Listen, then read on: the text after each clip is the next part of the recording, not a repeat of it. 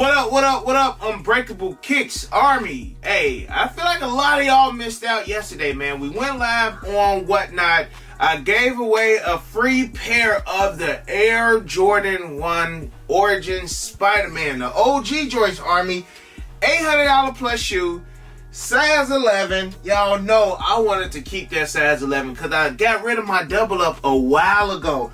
Also, Army, talking about double ups, I'm looking to double up on the size 11 in the Air Jordan 1 Spider-Man into the Spideyverse. So I did wind up updating my trade block. I know when I did the video Sunday, whatever day I did the video, I said that I was going to go ahead and update it. I wind up updating it yesterday. So everything is updated. Make sure y'all go over to my trade block and check out what I do have. Again, I'm looking for Spideyverses. I'm looking for a double up in a Jordan 4 SB Pine Green. So if y'all got those, y'all ain't interested in keeping them, or y'all want something that I got, please feel free to go ahead and shoot your boy an offer. Also, Army, I do have a collab with my boy Davon coming out. Got some shirts for the Air Jordan 1 UNC toe. And I know y'all went crazy on the Travis Scott frag joint that he did, man. So got the shirts for the Air Jordan 1 UNC toes. I also will have some of my personal merch as well. Again, this is a collab with my boy Davon.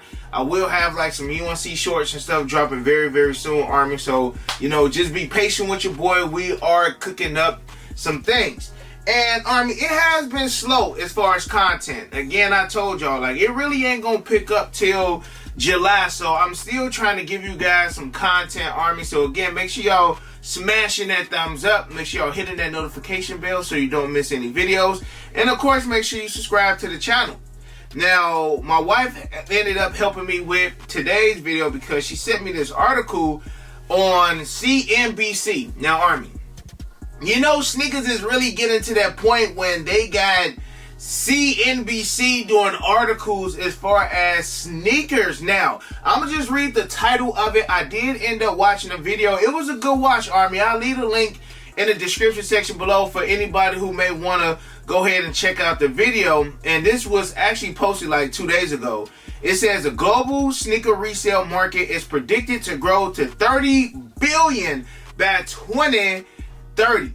Army, it may sound like that's a long time from here, but it's only 7 years away. You got to think, some of the shoes that I was doing auctions for and whatnot, they dropped 7 years ago. And I'm like, damn, bro, has it really been 7 years? So 7 years, my daughter is 8.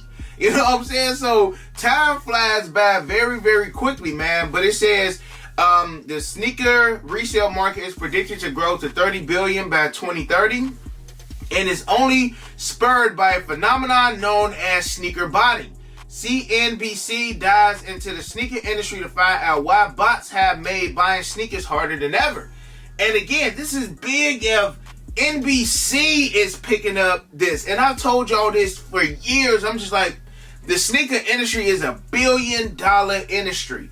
Why wouldn't you want to get involved in it? It's just like if the gold industry was $1 trillion industry, why wouldn't you want to get into? Why wouldn't you want to get into an industry where, you know, you can make a decent amount of bread?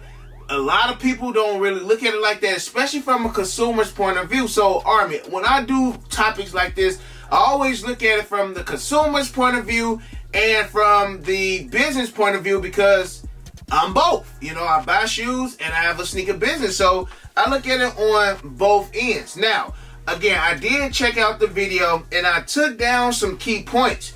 But while I was listening to the video, I also was reading some of the comments. And some of the comments was like literally spot on. I felt like some members of the Army was in that chat or in the comment section for that video. But some of the things that I seen that was just like, wow, you know what I'm saying? It said in 2022, the sneaker industry was valued at $86 billion. Y'all, $86 billion. Most companies that we work for in a 9-to-5 are not even valued at $86 billion. So for you to be involved in the sneaker industry, and I'm not talking about a 9-to-5 in the sneaker industry. I'm just saying, like, if you're a sneaker YouTuber, a reseller, you go to the events and sell shoes, you are part of an $86 billion industry. And it also said that the sneaker industry is predicted to reach $128 billion by 2030. So they're basically saying that the sneaker industry is probably going to gain another $42 billion within the next 7 years. That's nuts. The sneaker resale business is projected to grow again to $30 billion by 2030. That's a lot, man. Now, Army, watching this video, they had consumers in the video, and they also had a sneaker YouTuber, and y'all mentioned him in my live one day, and I was just like, they really got people on YouTube live botting, and they got a guy named Botter Boy Nova.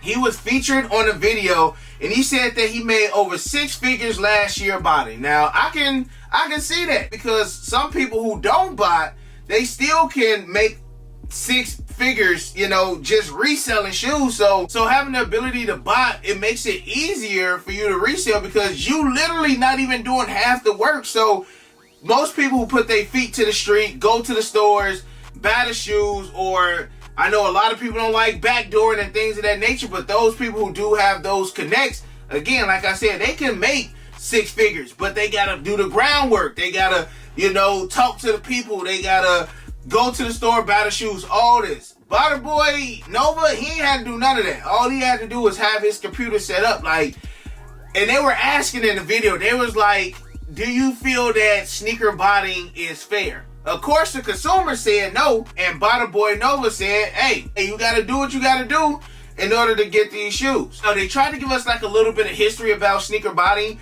I don't know how far back sneaker botting goes. I feel like it does go back before 2012, but they said sneaker bots took off in 2012 with the DB9. This beautiful shoe right here. Now, Army, I've been paying resale for shoes for 10 plus years. I know I paid resale for my DB1s, my DB2s, my DB3s, my DB4s, my DB5s, DB6s. I got those from GOAT. I was doing some partnershiping with GOAT. That's how I got my DB6s. DB7s, I wind up getting those for retail. DB8 was the first shoe. Army, y'all know I keep things transparent. DB8 was the first shoe that I actually used an auto checkout. Wind up paying like $100 or $150 for auto checkout, and wind up getting 2 pairs that way. I mean, I still had to pay that extra $150, so with that on top, I mean, I still pay resale, but it's less than, you know, paying $600-700. DB9s, resale. DB10s, resale. You know what I'm saying? So it gets to a point where you think, like, man, all of these major exclusive sneakers, 9 out of 10, if you ain't got somebody who gonna look out, you probably pay resale unless you got lucky on Sneakers app or whatever the case may be. But back to this, it says sneaker botting took off in 2012 with the DB9 with the Twitter RSVP. I used to hate those Twitter RSVP. Those were the toughest things to actually get dubs on. So I'm going to take it back for the newbies that's probably watching the video. Back then, you know, a shoe was going to drop and you had to be following Nike on Twitter. And then Nike will go ahead and tweet out when the shoe is open up for reservation. And some of them were like puzzles or like mixed up words. And you have to find whatever word that Nike wanted you to find, and you have to DM them that word in your size. And if you were quick enough, you was able to go ahead and reserve the shoe at whatever Nike that was nearest to you. And they said botters started to take off when they would use keywords like RSVP now and Dornbecker. So they trying to say like this is the first that botting actually got big. Now, I do know that the DB8s came out years after the DB9, so they could be right. I want to say the DB8s came out, like 2014, 2015, around that time. So this is 3 years before. So I know I didn't know too much about botting back then, around 2012, but again, when the Air Jordan 8 DBs came out, I did pay for those auto checkouts. And I know that's the same thing that most people do now. If y'all in like Discord groups and Army, we working on a Discord group. Got them Carson setting up a Discord group for the Army.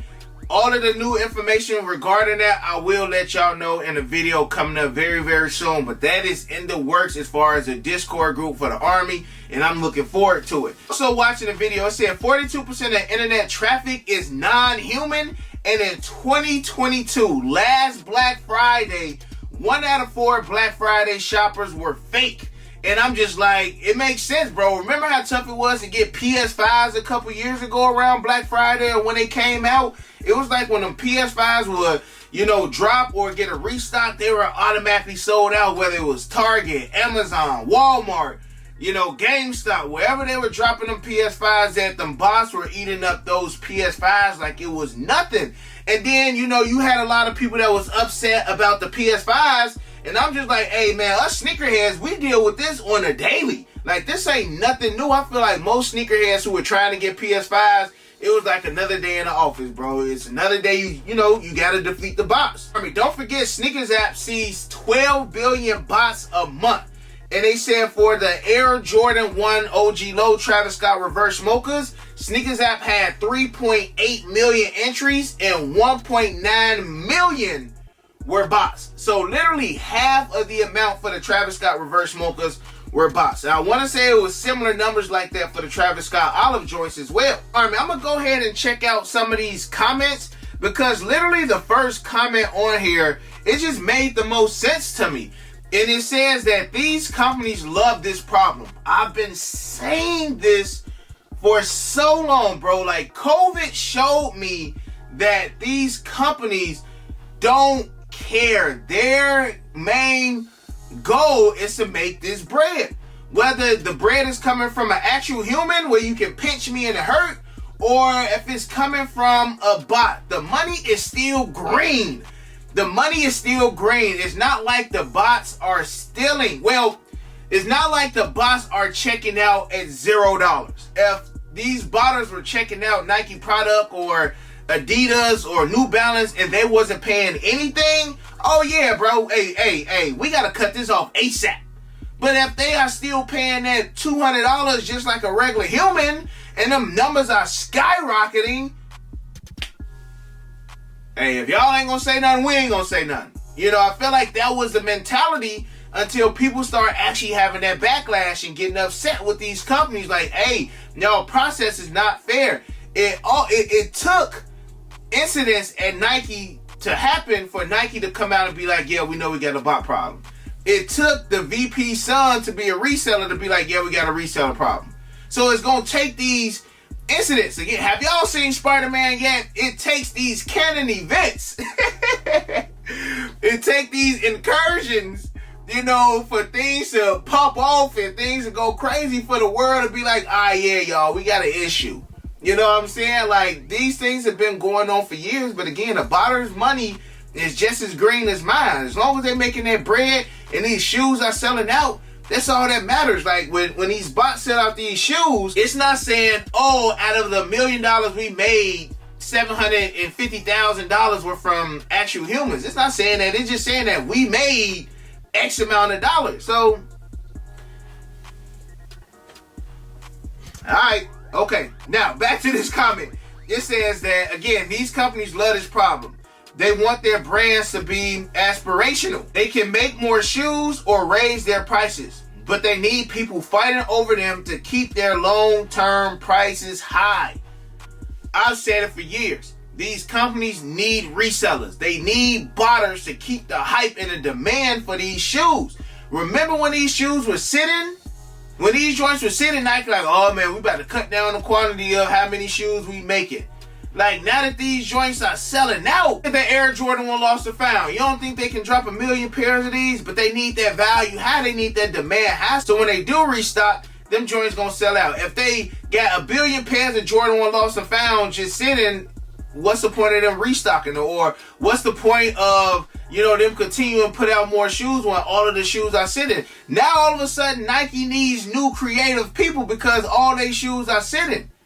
But then it's like a catch-22. It's like, you got to take the good with the bad. It's like, if they try to stop all these resellers, then, oh man, now their shoes are sitting. And then, oh man, now we got to come up with more creative people, to come up with more ideas. Like, Army, again, if you are a consumer, just for a second, just try to look at it from a business aspect. And again, if you can look at things from both sides, then you can kind of understand how this stuff works. So that's why low key, like, yeah, I'll be like, man, damn, bro, like, it's tough to get these shoes out here. But I understand that. I know that these companies low-key probably can just end it like that if they really, really wanted to. But they still need that demand. They need these people to go crazy for these shoes so that their product can keep selling out. Look at Foot Locker and all these Champs and stuff. These stores are closing now. They are closing because, one, they probably losing a lot of money because, A, y'all trying to stop all the resellers from buying up all the shoes. When things was thriving and the accounts was, people was hitting 10 pairs per account, like y'all was selling out.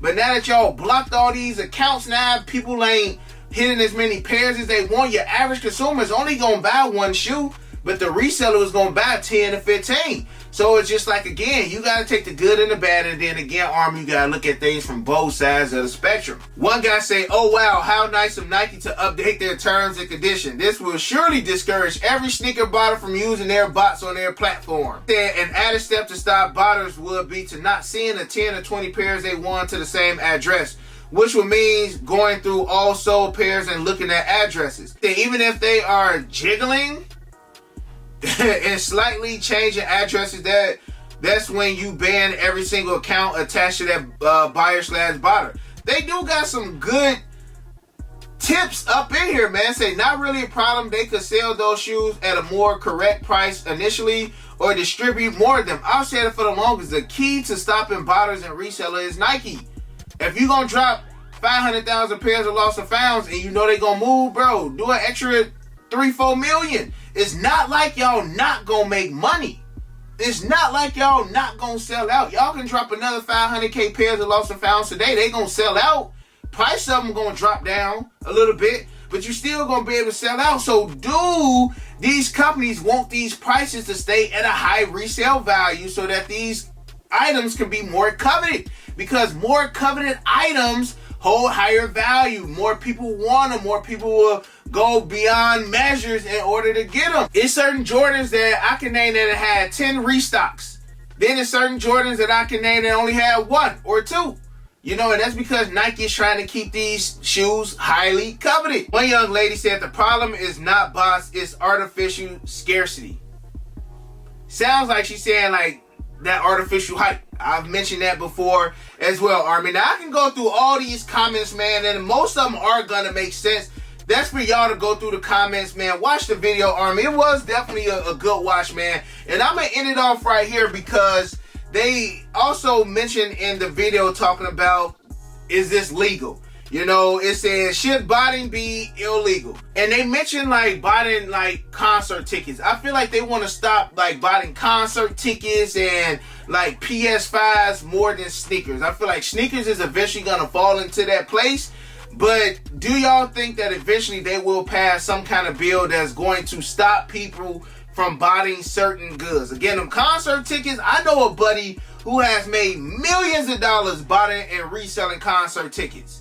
You know, but we don't hear as much of that as we do as far as sneakers. Now, maybe that's because, you know, we in the sneaker community every day, and how much about botting, you know, concert tickets do you hear? Like, you might hear somebody or on the radio talking about, oh yeah, the Drake and Beyonce tickets, they, you know, going for thousands of dollars at retail. But then if you miss out on those and you get on Ticketmaster, you see verified resale tickets, and that $1,000 retail ticket is now going for $2,000 to $3,000 resale. But you don't really hear the uproar on that as far as from the sneaker community, but you do hear it as far as outside of the sneaker. I feel like the sneaker spectrum is so small, but it's other things out there that people are trying to put some kind of legislation on as far as reselling, Army. So again, this was a good watch. Again, shout out to my wife for sending it to me, man, for today's content, Army. Y'all let me know how y'all feel about everything in the comment section below.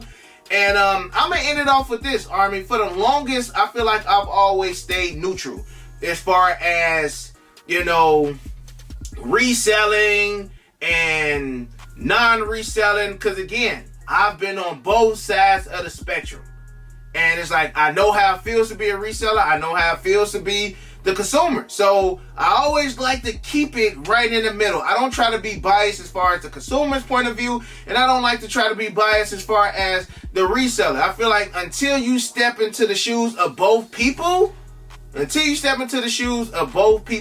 then you can somewhat better understand, Army. So hey, that's it. That's all I got for y'all today. So if you did like the video, make sure you hit that thumbs up. If you did like the video, make sure you share it. Make sure you subscribe. Make sure you hit that notification bell. And other than that, Army, again, like I always say, I got all of the discounts and all of the promo codes in the description section below. Shopgld, Rejuvenator 10% off. So Premise 35% off. Again, me and my boy Davon, we got our t-shirt link in the description section below. Whatnot, go ahead and sign up for that. I got some more big things coming soon with them. Army, I love you guys. I appreciate y'all. You got your boy Unbreakable. You got the Unbreakable Vault. Unbreakable Army, stand strong like always. Most importantly, hug your loved ones and of course remain humble. And we out. I hit Unbreakable for the Yeezys. He the plug, call him when I need him. These old tough, but he get him easy. Yours old him first season. Them most beefy looking like two laughs. Two less cause your ass taking nail.